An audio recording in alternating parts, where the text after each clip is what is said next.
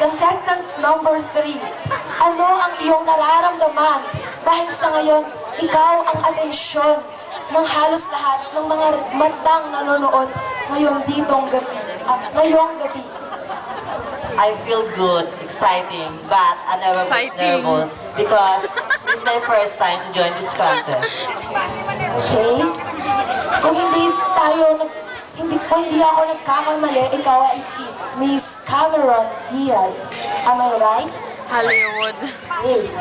Okay, contestant number 3, pick your choice. Gusto mo bang ikaw ang lumasa?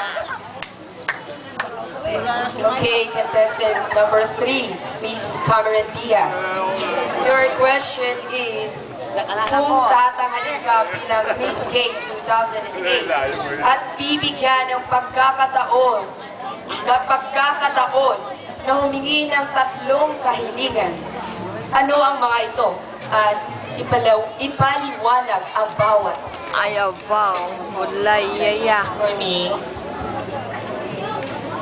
good health and sana marami akong matutulungan sa mga tao kung ako mananalo. Katulad ng pagsasali ko sa ibang bansa, kunwari ko ako ang pagbibigyan sa kahilingan.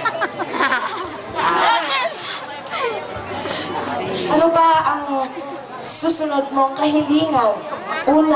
Ang una nilang kahilingan ay kung bibigyan siya ng pagkakataon ay tutulungan niya ang mga tao kapag siya raw ay naging representative sa ibang bansa. Ang next wish mo? Mapasada sila. Turuan ko sila kung anong gumalaw at kung ano ang ibig sabihin ng paganda. Another wish? Please come true sa akin. Okay? Yan po ang ating candidate number 3.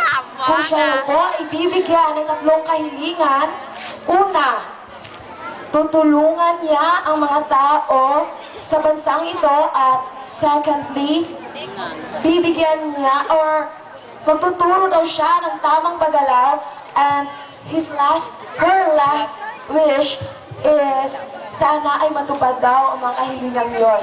Thank you, candidate number 1. Okay, we may call on candidate